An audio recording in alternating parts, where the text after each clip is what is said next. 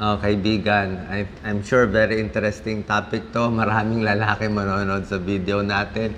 Ito yung number 1 na gamot na laging pinapareseta sa akin. Pag tinatawag ako, Doc, may sikreto ko, kailangan ko ng reseta, kailangan secret muna.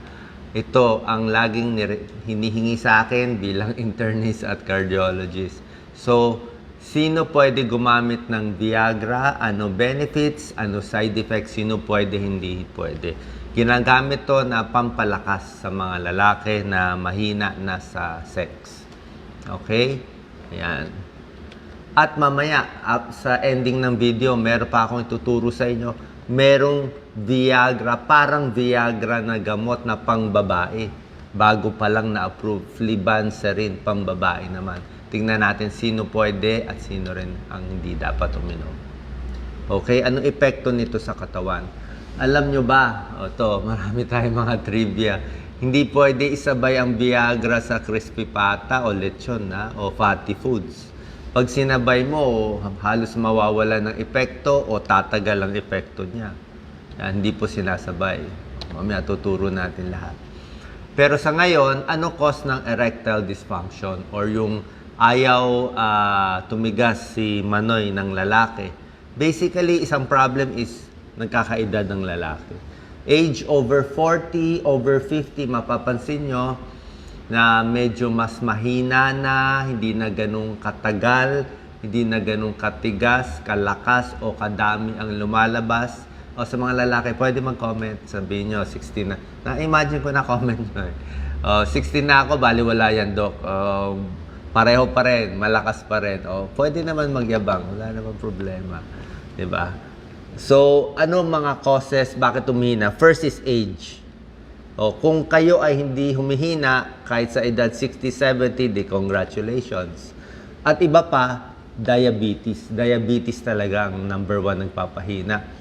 Kasi yung mga ugat, pag nagbabara yung mga ugat natin, hindi lang ugat sa puso nagbabara. Puso nagbabara, utak nagbabara, paa nagbabara. Doon din sa ari ng lalaki nagbabara din sa pag-diabetes. Yan, 5 years, huwag gamutin ng diabetes.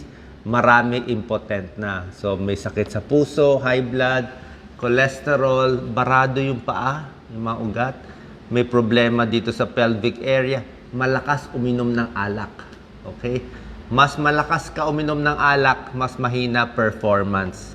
Mas mayabang lang siguro magkwento, pero sa performance, mas nakakahina siya. Depressant ang alak Depressant siya, nakaka-depress, nakakababa lahat.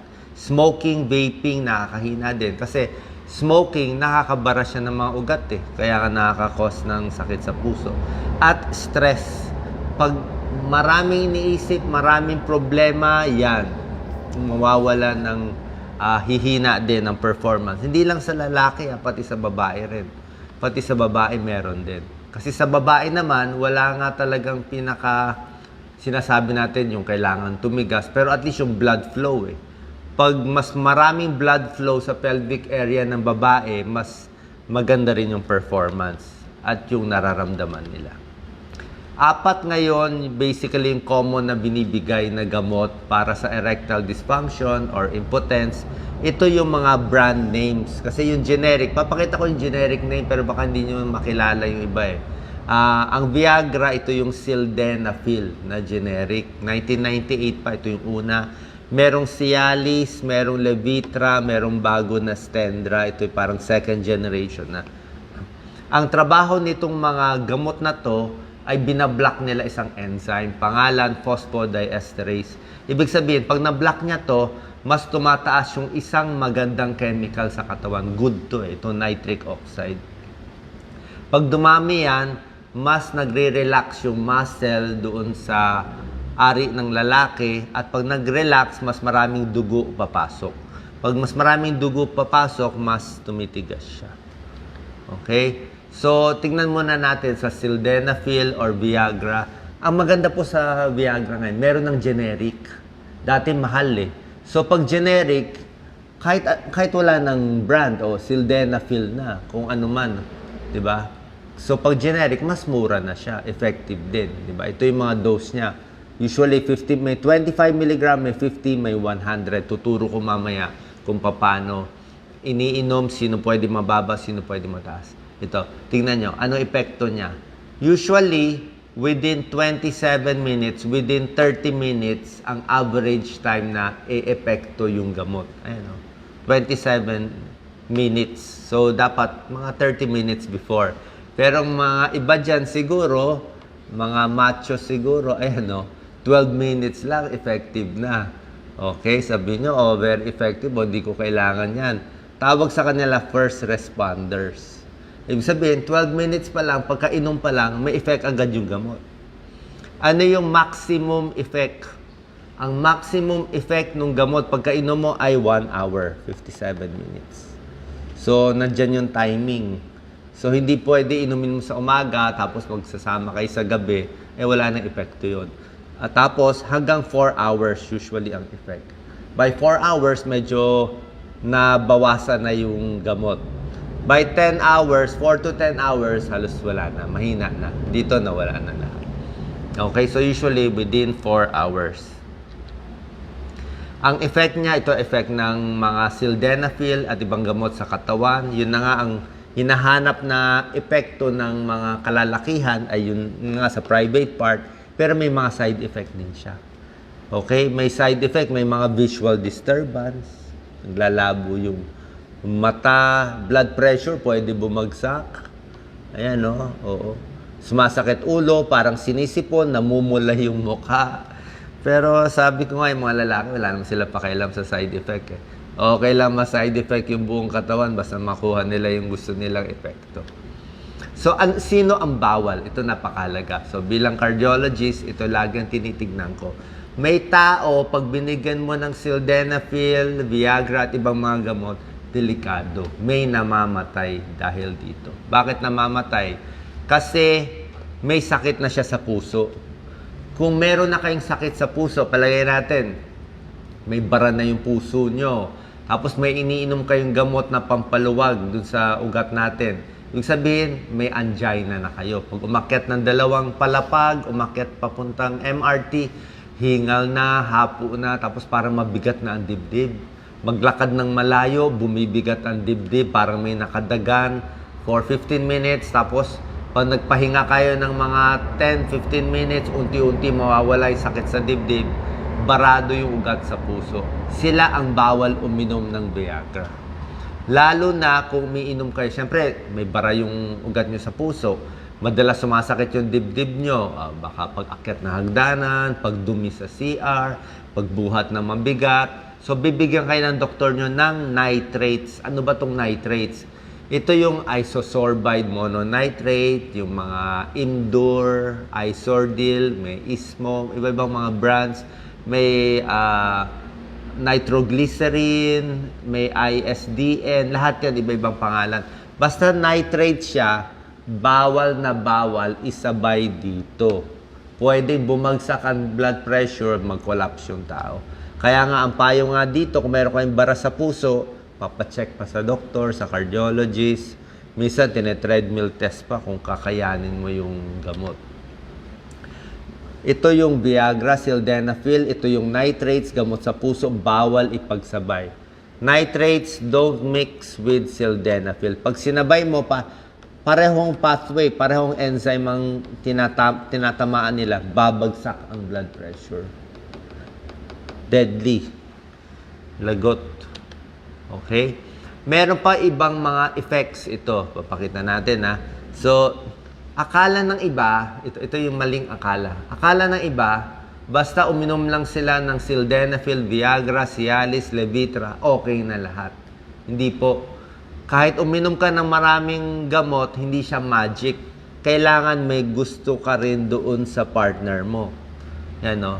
Walang epekto ang gamot kung wala ka pa rin gusto doon sa partner mo. Sabi nga ni Dr. Gatchalian, isang urologist, napakagaling. Lagi ko siya ginigay. Sabi niya, the most sexual organ ng katawan ay hindi yung private part, kundi yung utak. Nasa utak, nasa imagination. Ayan, no? Okay? Tapos, gano'n ka-effective itong gamot? Usually, 70% effective po siya. 70%. Pero, kung may diabetes na, Ang taas ng blood sugar, hindi ginagamot yung mga sakit, di ba? Ibig sabihin, nasira na yung katawan dahil sa mga maraming sakit, sa bisyo, sa sigarilyo, sa pagkain, 50% effective na lang siya. So parang kahit uminom ka, meron nga nagsasabi sa akin, Dok, wala na rin epekto eh. Uminom na ako ng Viagra, tinaas ko na yung dosis, sinubukan ko na yung mga Cialis, walang epekto kasi sira na rin yung katawan. Okay? So yan ang problema. At bawal isabay sa pagkain tulad ng sinabi ko. Usually, dapat walang laman ng tiyan. O, tingnan natin yung 4 na choices ninyo. Okay?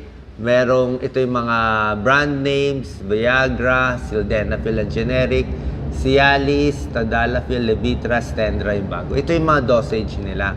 Ano ibig sabihin nito? Normally, pag may 25, 50 mg, 100 mg, pwede subukan 25 muna. Then, susubukan 50, unti-unti. Huwag agad high dose. Diba? Baka masobran. Mas mataas ang dose, mas mataas yung side effect. Pag dito naman sa Cialis, pwede 2.5 muna, pwede 5. Titingnan kung effective na. Dito sa 4, parang pumipili ka ng cellphone eh. Usually, 4 hours ang epekto.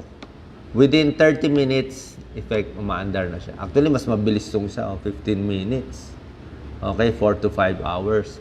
Pero, merong isa dito sa 4, parang which do not belong, parang superpower siya. Itong Cialis, Tadalafil, 36 hours.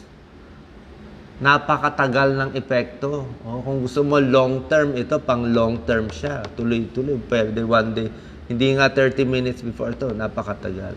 Tapos meron sila lahat mga side effect ha. Lahat sila may mga side effect, headache, flushing, runny nose, back pain. Ang pinakamaraming side effect, ayon sa pag-aaral, yung naunang na-imbento, which is Viagra.